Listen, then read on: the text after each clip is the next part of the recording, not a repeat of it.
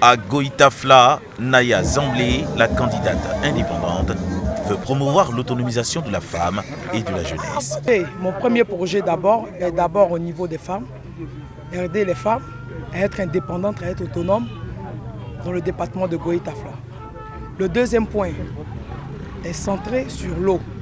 Aujourd'hui, Goïtafla a un sérieux problème d'eau. Une fois élu, je ferai de ça mon combat. Ma victoire sera la victoire des femmes. Ma victoire sera la victoire de la jeunesse. La liste PPACI, au travers de son candidat, Florent Tabi, opte pour le renforcement des infrastructures dans la localité. Former tous les jeunes à l'auto-emploi.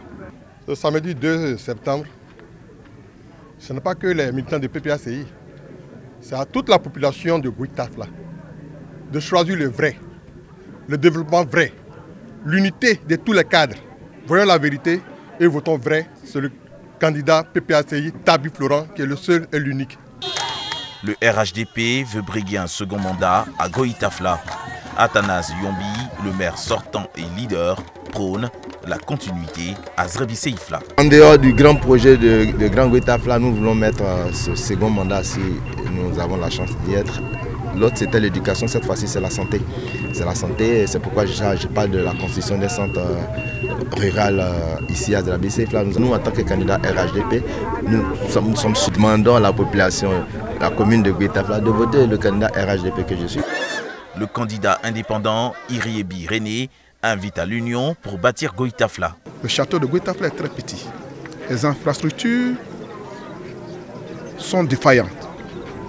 L'État fait l'effort de donner des budgets. Les gestions ne sont pas cohérentes. C'est pour cela que nous nous décidons pour pouvoir donner une bonne vue de Goïtafla à nos parents. Rendre Goïtafla attrayante. Pour Boniface Voli, candidat indépendant, l'heure de la transformation de Goïtafla a sonné. Les recettes sont faits à plus de 1000 francs. Ce qui fait que la plupart des enfants qui sont nés ne sont pas déclarés. Donc lorsque nous allons venir, nous allons réformer l'état civil afin de faire donner les recettes à nos enfants à 500 francs au lieu de 1000 francs ou 2000 francs. Il n'y a aucune microfinance à Goïtafla.